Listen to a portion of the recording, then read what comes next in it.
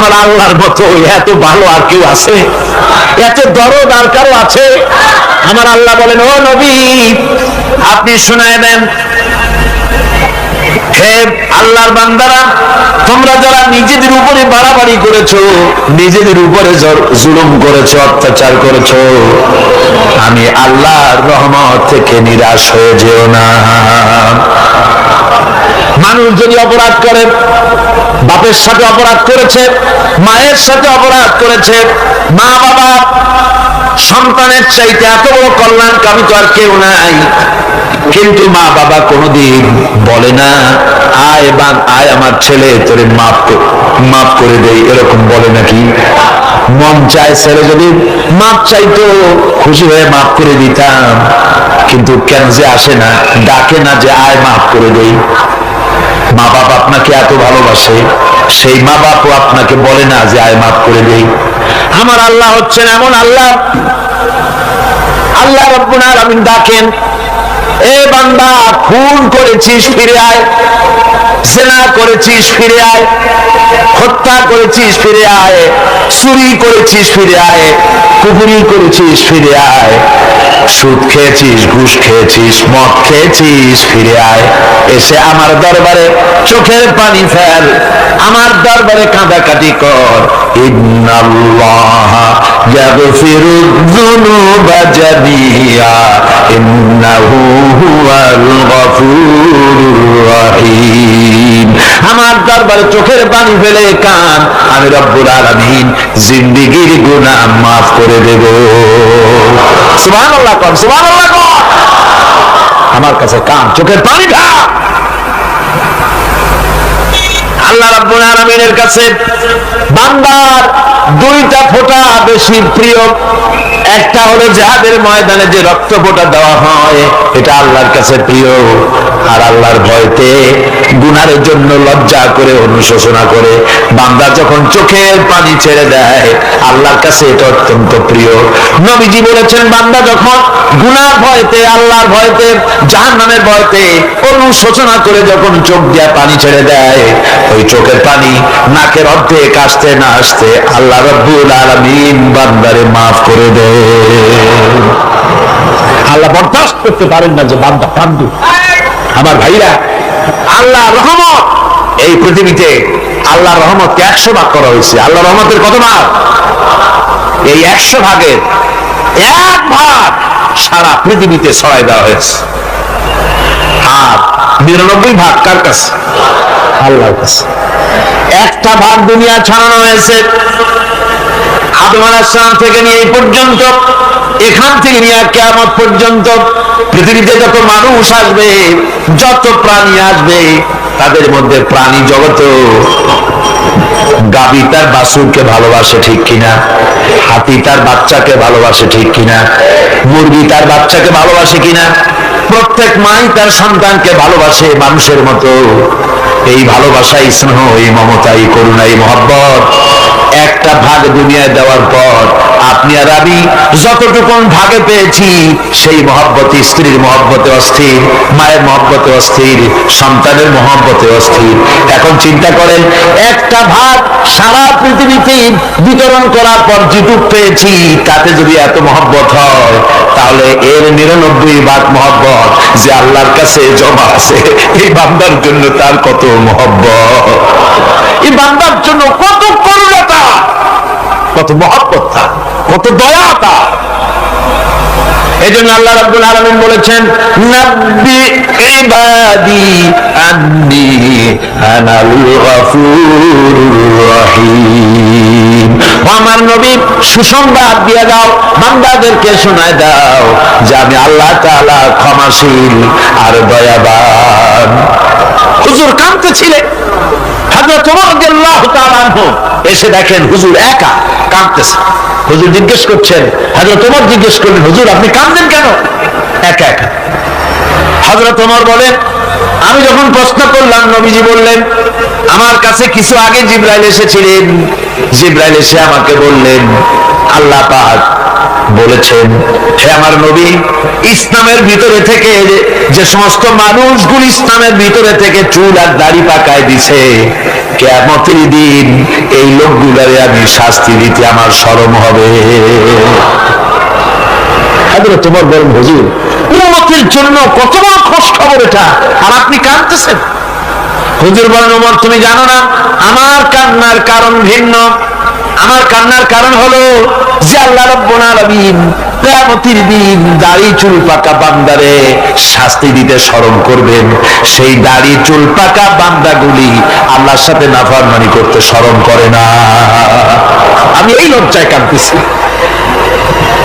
ভাইরা, হুজুর আল্লাহ পাক বলেন, ও আমার নবী, রাতের আধারে যখন একটা বুড়া আমার দরবারে হাত উঁচু করে, একটা বুড়া মানুষ রাতের আধারে যখন আমার দরবারে হাত উঁচু করে আর যখন বলতে থাকে রব্বুল আলামিন আমার পেছনের জীবনটা বড় খারাপ করেছি, এমন কোন কাজ জীবনে করি নাই যা তোমার কাছে কিছু দাবি করতে পারি, সব রকমের নাফরমানি করেছি, আজ আমি বুড়া হয়ে গেছি, কামাই করতে পারি না, ছেলে আমাকে চোখে দেখতে পারে না, পুত্রবধূ আমাকে ঘরে জায়গা দেয় না, আমার স্ত্রী আমাকে দেখতে পারে না, রোজগার করতে পারি না, হাঁটতে পারি না, চলতে পারি না, সবার কাছে আমি তিতা হয়ে গেছি, আমি দাঁড়াতে পারি না, কোমরে ব্যথা পাই, হাঁটুতে ব্যথা পাই, চলতে পারি না, কানে শুনতে পাই না, চোখে দেখতে পারি না, আর তোমার কাছে কিছু চাইয়া নেব এমন ভালো কাজও করি নাই।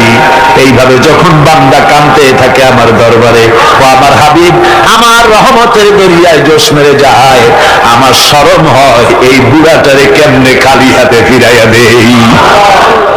সুবহানাল্লাহ। সময় চলে গেল, আমাদের খেলাধুলা করে শয়তানি বদমাশি করে সময় কতটুকুন পেলাম। কিয়ামতের দিন বিচারের দিনটা যেটা হবে, আল্লাহ রাব্বুল আলামিন বলেন বিচারের দিনটাই লম্বা হবে 50 আলফা সানা মিম্মা তাউদ্দুন। বিচারের দিনটা লম্বা হবে কত বছর? 50,000 বছর। কত বছর?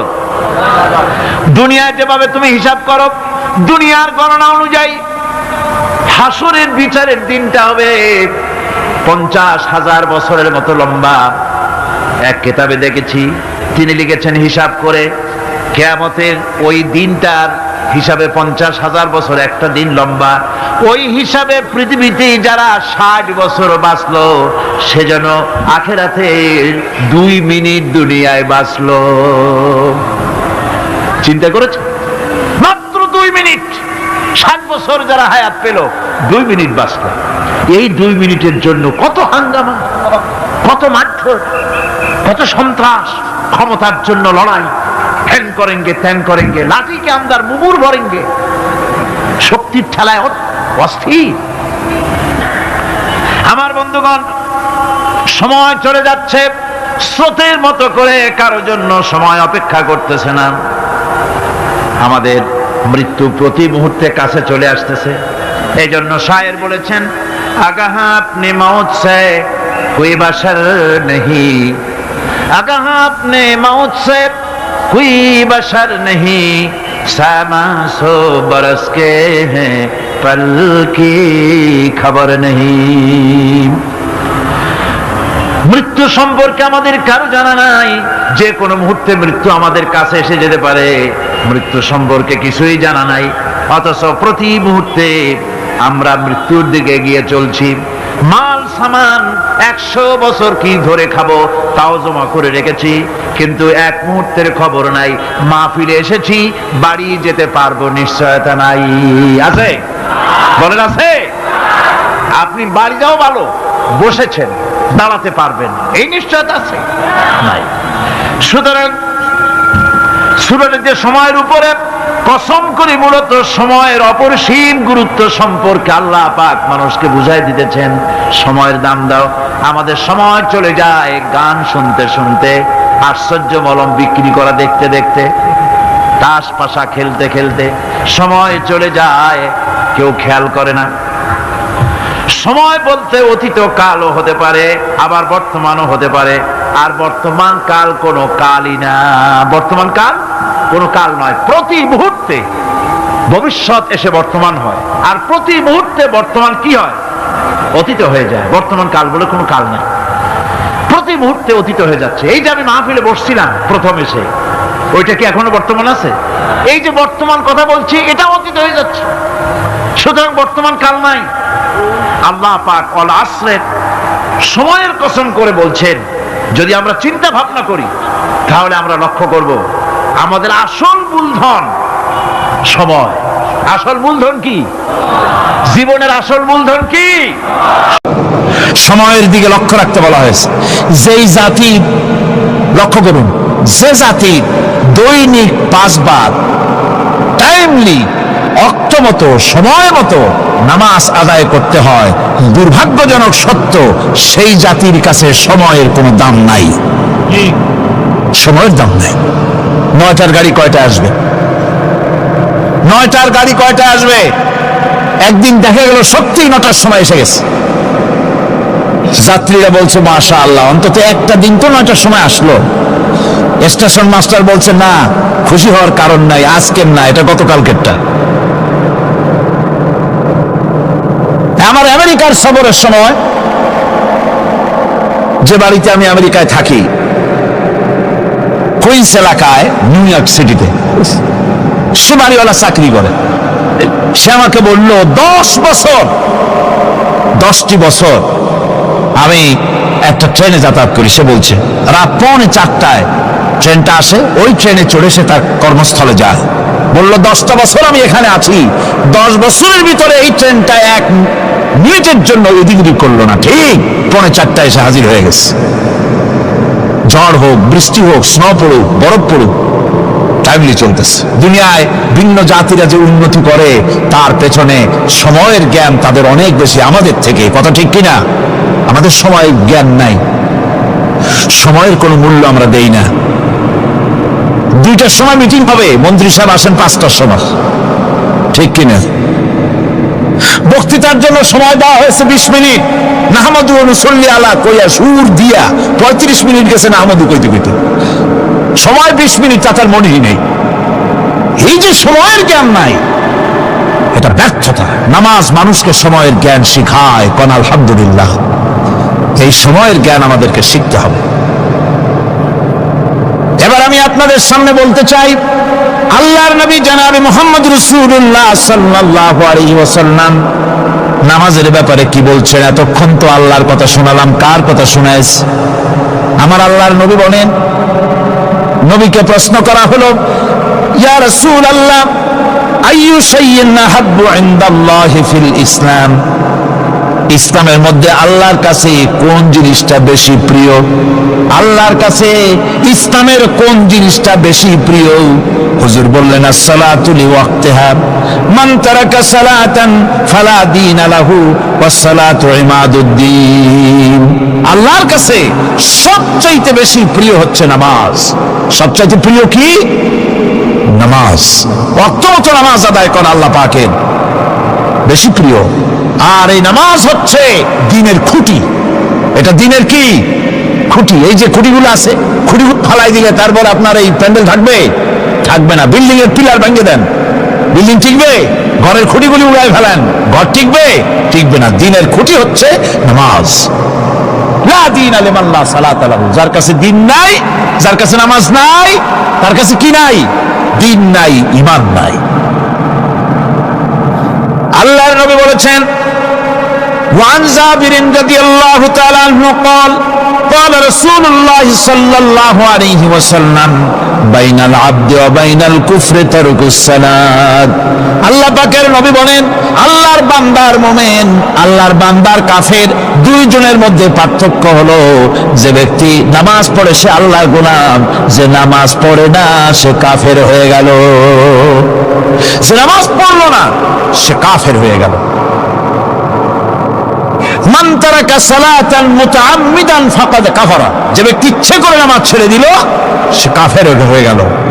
বলেন নাউযুবিল্লাহি মিন যালিক। এই জন্য নামাজ আদায় করা বাধ্যতামূলক প্রত্যেকটি মুসলমানের জন্য। রাসূল করিম সাল্লাল্লাহু আলাইহি ওয়াসাল্লাম একটা দৃষ্টান্ত দিয়েছেন, কারো বাড়ির সামনে যদি একটা নাহার থাকে, একটা পুকুর থাকে, একটা খাল থাকে প্রবাহিত, এতে যদি ওই বাড়িওয়ালা দৈনিক 5 বার গোসল করে, তাহলে তার গায়ে কি কোনো ময়লা থাকে? হুজুর, সাহাবীরা বললেন না হুজুর, থাকে না। হুজুর বললেন, এটাই হলো নামাজের দৃষ্টান্ত। 5 ওয়াক্ত নামাজ যে আদায় করবে সে গুনাহ থেকে আল্লাহ পাক তাকে পবিত্র করে দিবেন। সুবহানাল্লাহি ওয়া বিহামদিহি। আমার ভাইরা, নামাজ পড়লে পরে এক জুমা থেকে আর এক জুমা পর্যন্ত মানুষ যে সমস্ত গুনাহ করে, কবিরা গুনাহগুলি বাদে, শিরক আর কবিরা গুনাহগুলি বাদে যত গুনাহ আছে তার কাফারা হয়ে যায়।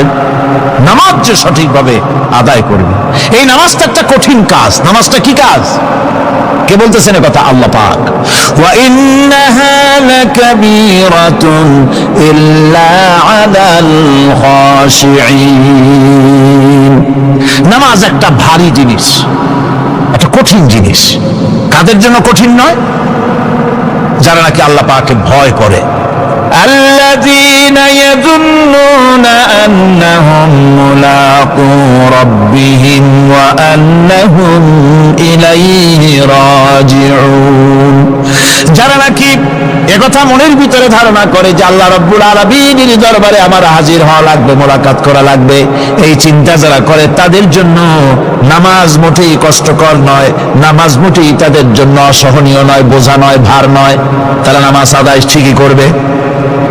এই জন্যে বিবি বাল বাচ্চা সকলকে নামাজের জন্য তাগিদ করতে হবে। যত ভাই এখানে এসেছেন নিজেরা পড়বেন, বিবি বাল বাচ্চাকে তাকিদ করবেন। আল্লাহ পাক বলছেন ওয়ানজির আশীরাতাকাল আকরাবিন, তোমার নিকটবর্তী যারা আছে তাদেরকে তুমি আল্লাহর ভয় দেখাও। নামাজের জন্য তাদেরকে বলো, আল্লাহর ভয় তাদের অন্তঃকরণের মধ্যে সৃষ্টি করে দাও। আর এই নামাজ পড়তে হবে জামাতের সাথে। নামাজ পড়তে হবে কিছুর সাথে? জামাতের সাথে। রাসূল করিম সাল্লাল্লাহু আলাইহি ওয়াসাল্লাম বলছেন, হুজুরের কাছে, আল্লাহর নবীর কাছে হযরতে আবু হুরায়রা রাদিয়াল্লাহু তাআলা আনহু হাদিসটি বর্ণনা করেছেন। হুজুরের কাছে একজন অন্ধ লোক এলো। সেই অন্ধ লোক এসে বললেন, হুজুর আমি তো চোখে দেখি না, জামাতের যে গুরুত্বের কথা আপনি বললেন, আমাকে কি রুখসত দেওয়া যায় নাকি? আমি অনেক সময় সাথী সঙ্গী পাই না, আমাকে কি রুখসত দেওয়া যায় নাকি? হুজুর বললেন, হ্যাঁ তোমাকে রুখসত দেওয়া গেল।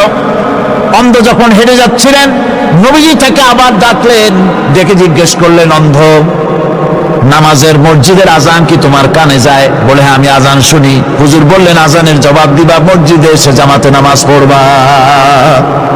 একজন অন্ধকে রুখসত দেওয়া হয় নাই। মসজিদে আজান শোনার পর ঘরে বসে যদি নামাজ আদায় করেন, নামাজের হক আদায় হবে না। হুজুর সাল্লাল্লাহু আলাইহি ওয়াসাল্লাম বলেছেন, মসজিদে আজান হওয়ার পর যে ব্যক্তি ঘরে বসে নামাজ পড়ে, আমার ইচ্ছা হয় ঘরটা আগুন দিয়ে জ্বালায় দেই। কে বলতেছেন? রাহমাতুল লিল আলামিন বলতেছেন। রাহমাতুল লিল আলামিন বলতেছেন, ঘরের মধ্যে যদি মেয়ে লোক আর বাচ্চারা যদি না থাকতো, তাহলে আমার ইচ্ছা হয় আমি বলি আগুন দিয়ে ঘরটারে জ্বালায় দাও।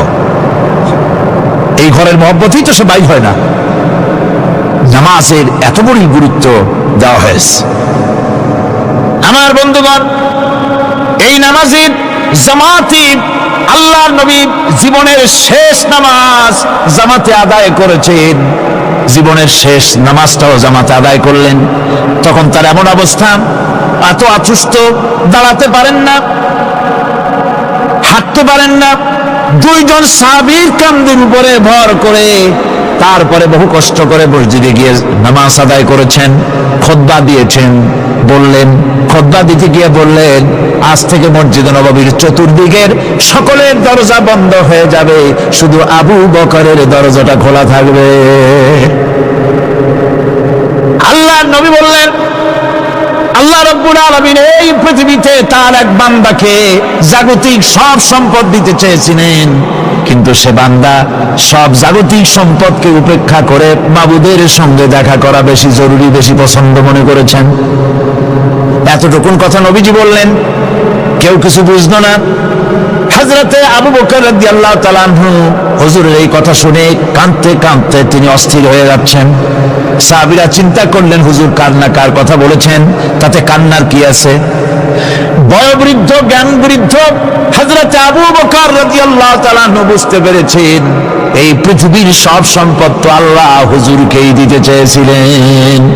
তিনি সমস্ত সম্পদকে উপেক্ষা করে তার মাবুদের সঙ্গে দেখা করার জন্য প্রস্তুতি নিয়েছেন। তার মানে হলো আল্লাহ নবীর বিদায় হয়ে যাবেন, আমরা নবী থেকে এতিম হয়ে যাব। নবীজি ঘরের মধ্যে প্রবেশ করলেন, প্রচন্ড জ্বর এলো।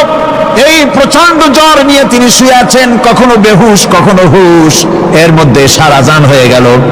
সাহাবীরা বহুক্ষণ অপেক্ষা করে হযরত আবু বকরের ইমামতিতে নামাজ শুরু করলেন। হুজুরের হুশ এলো, প্রশ্ন করলেন, আয়েশা রে, এখন কোন সময়? হযরত আয়েশা বলেন, ইয়া রাসূলুল্লাহি, মসজিদে নববীতে নামাজ শুরু হয়ে গেছে। সাহাবীরা অনেকক্ষণ অপেক্ষা করে আমার বাবার ইমামতিতে নামাজ পড়তেছে সবাই, কিন্তু সাহাবীরা কেঁদে কেঁদে নামাজের মধ্যেই কাঁদতে কাঁদতে অস্থির হয়ে যাচ্ছে। তাদের মনের ধারণা হয়েছে নবীজির পেছনে নামাজ পড়ার কিসমত থেকে তারা মাহরুম হয়ে গেল। নবীজি বলেন, আয়েশা, দরজা খুলে দাও আর আমার মাথাটা একটু উঁচু করে ধরো, আমি একটু নামাজের দৃশ্যটা দেখি। দরজা খুলে দেওয়া হলো, নবীজির মাথা উঁচু করে ধরা হলো। নামাজের জামাতের দৃশ্য দেখে নবীজি আবার শুয়ে পড়লেন। হযরত আয়েশা লক্ষ্য করে দেখেন নবীজির দুই চোখের কোণা দিয়া পানি পড়তেছে। মা আয়েশা জিজ্ঞেস করেন, ইয়া রাসূলুল্লাহ, নামাজের দৃশ্য দেখে চোখে কেন পানি এলো? হুজুর বলেন, আয়েশা রে, এটা কোনো দুঃখের পানি নয়, এটা তৃপ্তির পানি। এই যে জামাত নামাজ পড়তেছে লোকেরা, এই জামাত কায়েমের জন্য তায়েফের ময়দানে অনেক রক্ত আমার ঝরেছে।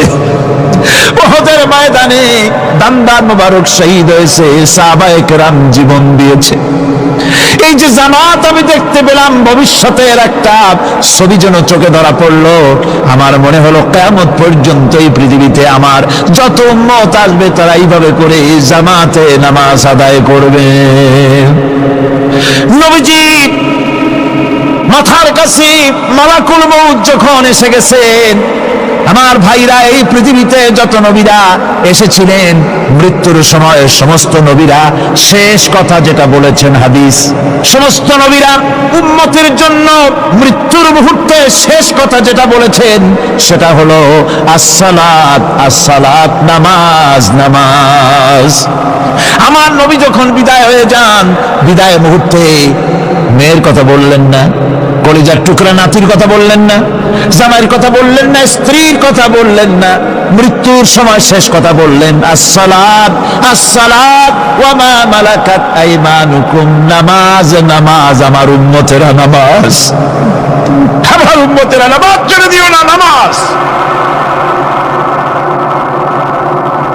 যে নবী উম্মতের জন্য এত কাঁদলেন, নামাজের জন্য এত কথা বলে গেলেন, আল্লাহ রাব্বুল আলামিন নামাজের জন্য এত নির্দেশ করলেন, নবীজি ইন্তেকালের সময় নামাজের কথা বলে দিলেন, সেই মুসলমান আজ নামাজ আদায় করে না, নামাজ পড়ে তো নামাজ শুদ্ধ হয় না।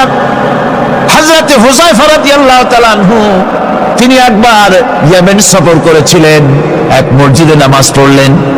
একজনকে তিনি নামাজ পড়তে দেখলেন, নামাজ পড়তে দেখে তিনি অপেক্ষা করলেন। লোকটার নামাজ হয়ে যাওয়ার পর তিনি প্রশ্ন করলেন, আল্লাহর বান্দা, তুমি কতদিন এরকমের নামাজ পড়তেছ? তিনি বললেন, প্রায় 40 বছর তো হবে আমি এরকম নামাজ পড়তেছি। হযরত হুযায়ফা বলেন, তুমি কি আমারে চেনো?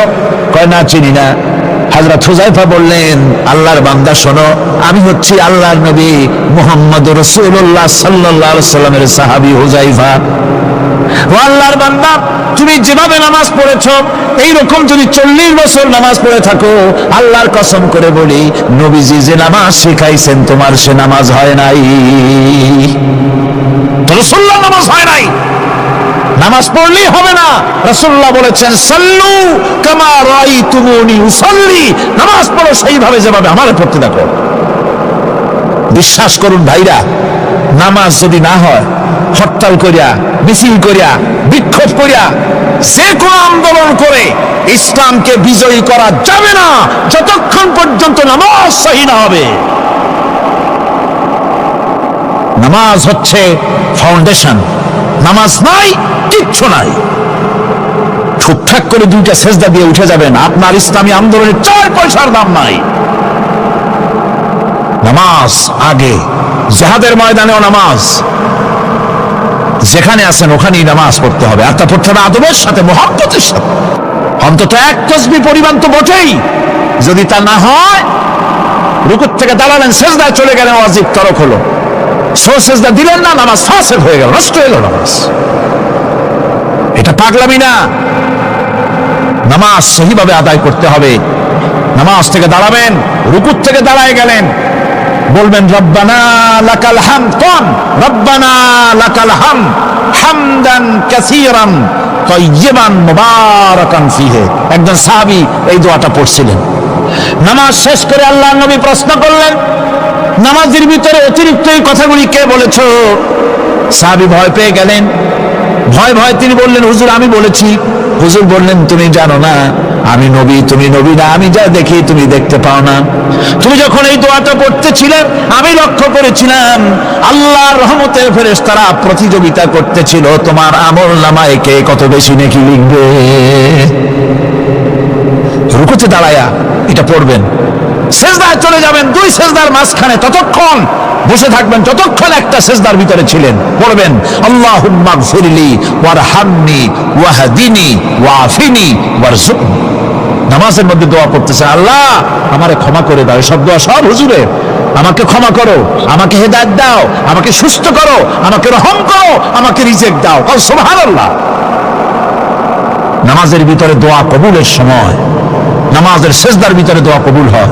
এইভাবে করে রাসূল করিম সাল্লাল্লাহু আলাইহি ওয়াসাল্লামের নামাজটা কেমন হাক্কানি ওলামাদের কাছ থেকে জেনে নেবেন। যেহেতু হুজুর বলেছেন সাল্লু কামা রাআইতুমুনি উসাল্লি, নামাজ পড়ো সেইভাবে যেভাবে আমাকে পড়তে দেখো। নামাজের ভিতরে একাগ্রতা লাগবে, ভালোবাসা লাগবে, ভয় লাগবে, মুহাব্বত লাগবে। পরিপূর্ণ সময় নিয়ে শান্তিপূর্ণভাবে নামাজ পড়তে হবে। আর যত তাড়াহুড়া সব হচ্ছে নামাজের মধ্যে, ঠিক কিনা ভাইরা?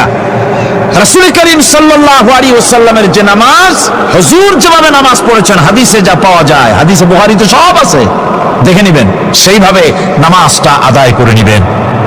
কিয়ামতের দিন আল্লাহ রাব্বুল আলামিন সর্বপ্রথম বান্দাকে প্রশ্ন করবেন কি? বুখারী শরীফে এসেছে, আন আবি হুরায়রা রাদিয়াল্লাহু তাআলা قال سمعت رسول الله صلى الله عليه وسلم يقول إنما يحاسب به العبد يوم القيامة من عمله صلاته। বুখারী শরীফের হাদিস। আল্লাহ রাব্বুল আলামিনের নবী বলেন, হযরত আবু হুরায়রা হাদিসখানা বর্ণনা করেছেন, তিনি বলেন যে আমি রাসূলের মুখে শুনেছি কিয়ামতের দিন আল্লাহ রাব্বুল আলামিন সর্বপ্রথম তার বান্দার কাছে প্রশ্ন করবেন, বান্দা নামাজ আদায় করেছিলি কিনা? নামাজ সর্বপ্রথম প্রশ্ন। যেরকম সর্বপ্রথম প্রশ্নটা কি? নামাজ। এই নামাজ আপনার বাচ্চাদেরকে যখন 7 বছর বয়স হবে নামাজের হুকুম করবেন। 10 বছরে নামাজ না পড়লে প্রহার করতে বলা হয়েছে। নামাজের জন্য কড়াকড়ি করতে হবে। পুরুষ নারী মেয়েদের মাসের ভিতরে কখনো কখনো তাদের যে সমস্ত মাসলা মাসাইল আছে সেই অনুযায়ী কখনো তাদের ক্ষমা আছে, বাকি তাদের নামাজ পড়তে হবে। আর পুরুষের জন্য পাগল হয়ে যাওয়া, বেহুশ হয়ে যাওয়া ছাড়া নামাজ মাপ নাই, নামাজ পড়তেই হবে।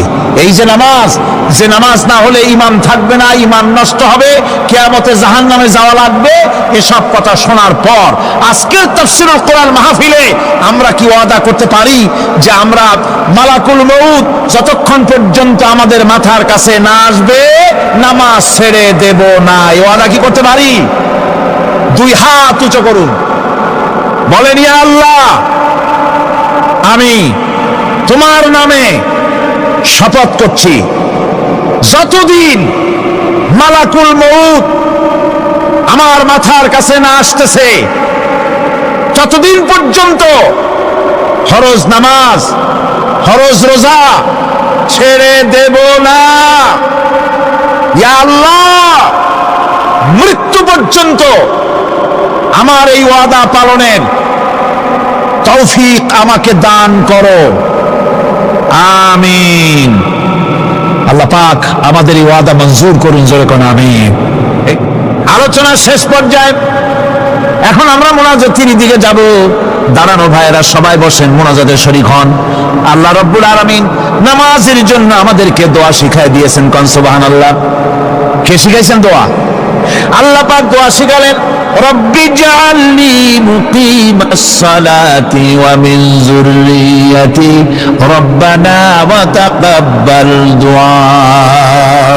আয় আল্লাহ, আমারে আমার বিবি বাল বাচ্চারে নামাজের উপরে প্রতিষ্ঠিত করো। আল্লাহ তুমি দয়া করে দোয়া কবুল করো, যেরকম আমি আল্লাহ রাব্বুল আলামিনের বাণী, ফাইন্না মাআল উসরি ইউসরান, ইন্না মাআল উসরি ইউসরা।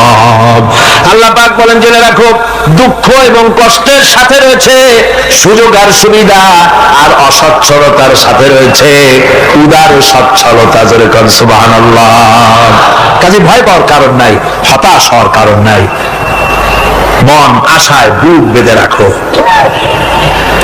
গুনাহ করেছ, হতাশ হও না। যুবকদের গুনাহ করা স্বাভাবিক।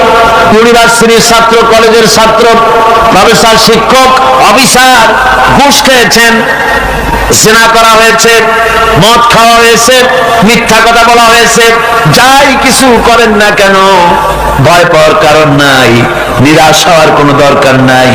আল্লাহ পাক ডেকে বলেছেন, ইয়া ইবাদিয়াল্লাযীনা আসরাফু আলা আনফুসিহিম লা তাকনাতু মির রাহমাতিল্লাহ। আরে আমার আল্লাহর মতো এত ভালো আর কেউ আছে? এত দরদ আর কারো আছে? আমার আল্লাহ বলেন, ও নবী, আপনি শুনায় দেন,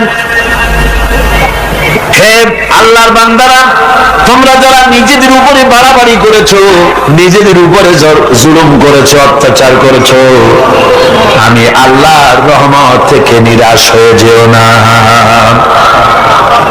মানুষ যদি অপরাধ করে, বাপের সাথে অপরাধ করেছে, মায়ের সাথে অপরাধ করেছে, মা বাবা সন্তানের চাইতে এত বড় কল্যাণকামী তো আর কেউ নাই, কিন্তু মা বাবা কোনোদিন বলে না, আয় আমার ছেলে তোরে মাফ করে দেই, এরকম বলে নাকি? মন চায় ছেলে যদি মাফ চাইতো, খুশি হয়ে মাফ করে দিতাম, কিন্তু কেন যে আসে না, ডাকে না যে আয় মাফ করে দেই। মা বাবা আপনাকে এত ভালোবাসে, সেই মা বাপও আপনাকে বলে না যে আয় মাফ করে দেই। আমার আল্লাহ হচ্ছেন এমন আল্লাহ, আল্লাহ রাব্বুল আলামিন ডাকেন, এ বান্দা, খুন করেছিস ফিরে আয়, জিনা করেছিস ফিরে আয়, হত্যা করেছিস ফিরে আয়, চুরি করেছিস ফিরে আয়, কুফরি করেছিস ফিরে আয়, সুদ খেয়েছিস, ঘুষ খেয়েছিস, মদ খেয়েছিস ফিরে আয়, এসে আমার দরবারে চোখের পানি ফেল, আমার দরবারে কাঁদাকাটি কর। ইন্নাল্লাহ ইয়াগফিরুয যুনুবা জামিআ ইন্নাহু হুয়াল গফুরুর রহিম। আমার দরবারে চোখের পানি ফেলে কান, আমি রব্বুল আলামিন জিন্দেগীর গুনাহ মাফ করে দেব। সুবহানাল্লাহ কর, সুবহানাল্লাহ কর। আমার কাছে কান, চোখের পানি ঢা। আল্লাহ রাব্বুল আলামিনের কাছে বান্দার দুইটা ফোঁটা বেশি প্রিয়। একটা হলো জিহাদের ময়দানে যে রক্ত ফোঁটা দেওয়া হয়, এটা আল্লাহর কাছে প্রিয়। আর আল্লাহর ভয়তে গুনার জন্য লজ্জা করে, অনুশোচনা করে বান্দা যখন চোখের পানি ছেড়ে দেয়, আল্লাহর কাছে এটা অত্যন্ত প্রিয়। নবীজি বলেছেন, বান্দা যখন গুনার ভয়তে, আল্লাহর ভয়তে, জাহান্নামের ভয়তে অনুশোচনা করে যখন চোখ দিয়ে পানি ছেড়ে দেয়, ওই চোখের পানি নাকের অর্ধেক আসতে না আসতে আল্লাহ রাব্বুল আলামিন বান্দারে মাফ করে দেয়। আল্লাহ বরদাস্ত করতে পারেন না যে বান্দা কান্দু। আমার ভাইরা, আল্লাহ রহমত, এই পৃথিবীতে আল্লাহর রহমতকে 100 ভাগ করা হয়েছে। আল্লাহ রহমতের কত ভাগ? এই 100 ভাগের 1 ভাগ সারা পৃথিবীতে ছড়াই দেওয়া হয়েছে। আর 99 ভাগ কার কাছে? আল্লাহর কাছে। একটা ভাগ দুনিয়া ছড়ানো হয়েছে আদম আলাইহিস সালাম থেকে নিয়ে এই পর্যন্ত, এখান থেকে নিয়ে কিয়ামত পর্যন্ত পৃথিবীতে যত মানুষ আসবে, যত প্রাণী আসবে, তাদের মধ্যে প্রাণী জগত গাভী তার বাছুরকে ভালোবাসে ঠিক কিনা, হাতি তার বাচ্চাকে ভালোবাসে ঠিক কিনা, মুরগি তার বাচ্চাকে ভালোবাসে কিনা, প্রত্যেক মাই তার সন্তানকে ভালোবাসে মানুষের মতো। এই ভালোবাসা, এই স্নেহ, এই মমতা, এই করুণা, এই মহব্বত একটা ভাগ দুনিয়ায় দেওয়ার পর আপনি আর আমি যতটুকু ভাগে পেয়েছি সেই মহব্বতে, স্ত্রীর মহব্বতে অস্থির, মায়ের মহব্বতে অস্থির, সন্তানের মহব্বতে অস্থির। এখন চিন্তা করেন, একটা ভাগ সারা পৃথিবীতে বিতরণ করার পর যেটুক পেয়েছি তাতে যদি এত মহব্বত হয়, তাহলে এর 99 ভাগ মহব্বত যে আল্লাহর কাছে জমা আছে, এই বান্দার জন্য তার কত মহব্বত, এই বান্দার জন্য কত করুণতা, কত মহব্বত, কত দয়াতা। এজন্য আল্লাহ রাব্বুল আলামিন বলেছেন, নাব্বি ইবাদি আন্নী আনাল গফুরুর রহিম। আমার নবী সুসংবাদ দিয়ে দাও, বান্দাদেরকে শোনায় দাও যে আমি আল্লাহ তাআলা ক্ষমাশীল আর দয়াবান। হুজুর কাঁদতেছিলেন, হযরত ওমর রাদিয়াল্লাহু তাআলা আনহু এসে দেখেন হুজুর একা কাঁদতেছে। হুজুর জিজ্ঞেস করছেন, হযরত ওমর জিজ্ঞেস করলেন, হুজুর আপনি কাঁদছেন কেন একা একা?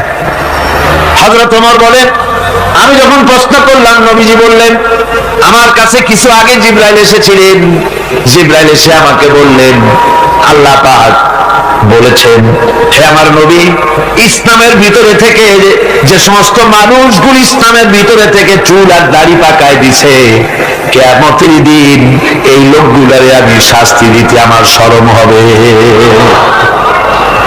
হযরত ওমর বলেন, হুজুর উম্মতের জন্য কত বড় খুশ খবর এটা, আর আপনি কাঁদতেছেন? হুজুর বলেন, ওমর তুমি জানো না আমার কান্নার কারণ ভিন্ন। আমার কান্নার কারণ হলো যে আল্লাহ রাব্বুল আলামিন কিয়ামতের দিন দাড়ি চুল পাকা বান্দারে শাস্তি দিতে শরম করবেন। সেই দাড়ি চুল পাকা বান্দাগুলি আল্লাহর সাথে নাফরমানি করতে শরম করে না। আমি এই লজ্জায় কাঁদতেছি।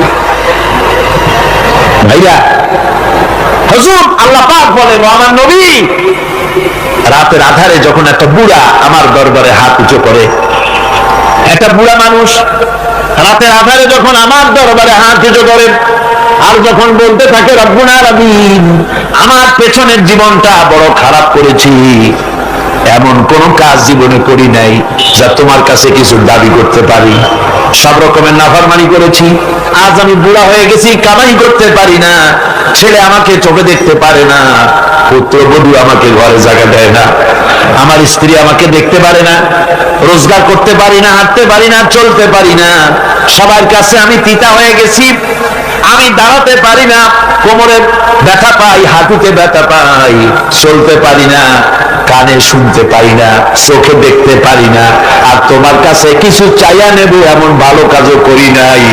এইভাবে যখন বান্দা কাঁদতে থাকে আমার দরবারে, ও আমার হাবিব আমার রহমতের দরিয়ায় জোশ মেরে যায়, আমার শরম হয় এই বুড়াটারে কেমনে খালি হাতে ফিরাইয়া দেই। সুবহানাল্লাহ, সুবহানাল্লাহ। আমার আল্লাহর এত দয়া, আমার আল্লাহর এত মায়া, এত মহব্বত। আমার আল্লাহ রাব্বুল আলামিন বলেন, ওয়াইযা সালাকা ইবাদি আন্নী ফাইন্নী কারীব। আমার হাবিব, আমার বান্দা আমার ব্যাপারে প্রশ্ন করে, আমি বান্দার একদম নিকটে। কোরআন শরীফের ভিতরে যত জায়গায় রাসূলকে বলা হয়েছে সুয়ালের কথা, আপনাকে প্রশ্ন করা হয়, আল্লাহ তার জবাব কুল এই কথা বলে জবাব দিয়েছেন। যত জায়গায় সুয়াল এসেছে, যেমন কোরআনে কারীমের মধ্যে আল্লাহ পাক বলেন, ওয়ায়াসআলুনাকা আনিল মাহিদ, মেয়েদের হায়েজ সম্পর্কে জিজ্ঞাসা করা হয়, কুল হিয়া আযা, হে নবী আপনি বলুন। এভাবে করে কুল দিয়ে জবাব দেওয়া হচ্ছে। আবার প্রশ্ন করা হচ্ছে, ওয়ায়াসআলুনাকা আনিল আনফাল, এই গনিমতের মাল সম্পর্কে হুজুর আপনাকে, হে নবী আপনাকে প্রশ্ন করা হয়। আল্লাহ কুল দিয়ে জবাব দিলেন, আল্লাহ বলেন আপনি বলেন। ওয়ায়াসআলুনাকা আনিল খামরি ওয়াল মাইসির, আল্লাহ পাক বলেন নবী আপনারে প্রশ্ন করা হয়, কুল ফীহিমা ইসমুন কাবীর, আল্লাহ কুল দিয়া বললেন তুমি বলো। আবার বলা হলো ওয়ায়াসআলুনাকা আনিল আহিল্লা কুল হিয়া মাওয়াকিতু লিন্নাস। নবী, আপনাকে প্রশ্ন করা হয় চাঁদের ক্রমবর্ধমান এবং ক্রমহ্রাস, এই যে বাড়ে আর কমে, পূর্ণিমা হয় অমাবস্যা হয়, কেন হয়? আপনি বলুন কুল, আপনি বলেন এটা আমি অক্ত এবং সময়, বছর আর দিন গণনা করার জন্য পৃথিবীবাসীদের জন্য বিনা পয়সায় একটা ক্যালেন্ডার বানাইয়া আকাশে ঝুলাই রেখেছি। এভাবে যত জায়গায় এসেছে আপনাকে প্রশ্ন করা হয়, তত জায়গায় আল্লাহ জবাব দিয়েছেন কুল, আপনি বলেন। গোটা কোরআন শরীফের ভিতরে এই একটি মাত্র জায়গা যেখানে বলা হয়েছে আপনাকে প্রশ্ন করা হয়। আল্লাহ এখানে বলতে পারতেন কুল, আপনি বলেন, আল্লাহ তোমাদের নিকটবর্তী, এভাবে জবাব হয় না। এটা কায়দাটা হলো এই, আল্লাহ বলতেছেন ওয়াইজা সালাকা ইবাদি, ও আমার নবী, প্রশ্ন তো আমার বান্দারা আমার ব্যাপারে করেছে, এবার আপনার জবাবের কোনো দরকার নাই। প্রশ্ন আমার ব্যাপারে, আমি নিজে জবাব দিয়ে দেই। ফাইন্নী